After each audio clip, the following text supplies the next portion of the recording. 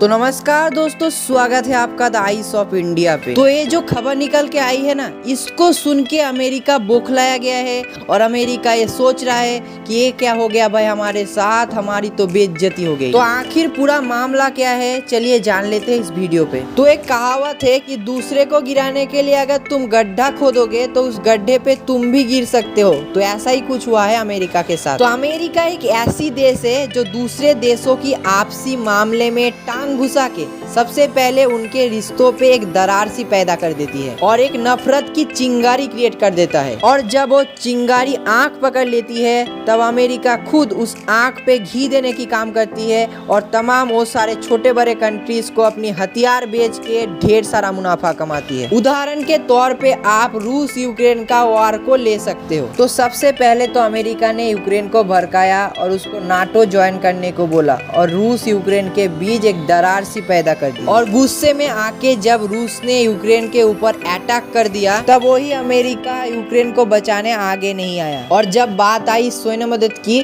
तब अमेरिका ने फ्री में कुछ मदद नहीं किया, लोन पे देके यूक्रेन को अपनी हथियार प्रोवाइड किया ताकि वो बाद में जाके यूक्रेन से लोन का पैसा वसूल कर सके और रूस को भी ज़्यादा से ज़्यादा नुकसान पहुंचा सके। और यही है अमेरिका की स्ट्रेटेजी। अब आप बोलोगे क्या हमारे भारत के साथ भी अमेरिका ने ऐसा कुछ किया है? तो आपके जानकारी के लिए बता दूं कि भारत और पाकिस्तान ये दोनों देशों की जो बंटवारा हुआ था उसमें ब्रिटेन के साथ अमेरिका भी शामिल था और उन दोनों की मिले जुले साजिशों की वजह से ही हमारी देश की बंटवारा हुआ था ताकि आगे जाके हमारे रिश्ते खराब हो और दोनों देशों को वो लोग दबा के अपनी हथियार बेच सके। लेकिन अमेरिका ज़्यादा से ज़्यादा पाकिस्तान को हथियार प्रोवाइड कराता था ताकि पाकिस्तान हमको ज़्यादा से ज़्यादा नुकसान पहुंचा सके और हम अपनी पैर पे कभी खड़ा नहीं हो सके। लेकिन आज की तारीख पे हम इतना ज़्यादा तरक्की कर चुके हैं कि आज पाकिस्तान को तो छोड़ो, हम अमेरिका तक को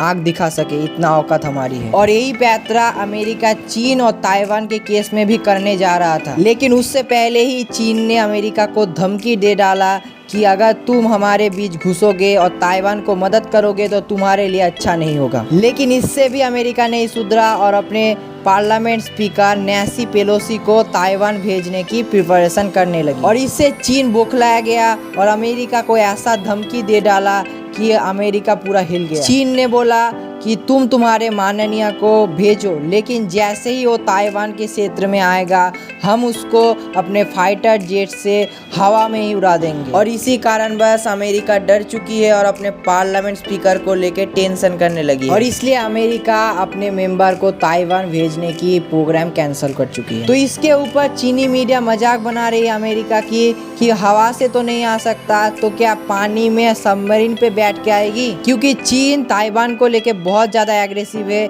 इसलिए अमेरिका को कभी नहीं ताइवान के अंदर आने देगी। लेकिन फिलहाल चीन एक विस्तारवादी नीति से आगे बढ़ रहा है जो सारे इंडिपेंडेंट देशों के लिए खतरा है, इसलिए चीन को रोकना जरूरी है। और इसलिए अमेरिका भारत के ऊपर नजर जमाए बैठी हुई है, क्योंकि भारत ही एकमात्र एक ऐसा देश है जो चीन को रोक सकता है। और इसलिए अमेरिका हर एक तमाम कोशिश कर रहा है भारत को अपनी पाले में लेने के लिए। लेकिन भारत को इससे थोड़ा सीख लेना चाहिए और आगे जाके भारत को हर एक क्षेत्र में इतना ज़्यादा मजबूत होना होगा कि हम चीन को बीट कर सके और उसकी दबदबा घटा सके, नहीं तो बाद में जाके चीन हमारे लिए भी एक खतरा हो जाएगा। लेकिन इस पर आपका क्या राय है कमेंट बॉक्स में जरूर लिखें। फिलहाल इस वीडियो में इतना ही। ऐसे ही इन्फॉर्मेटिव और नॉलेजेबल वीडियोस को देखने के लिए आप हमारे चैनल को सब्सक्राइब कर सकते हैं। चलिए मिलते हैं अगली वीडियो में, तब तक के लिए जय हिंद, वंदे मातरम।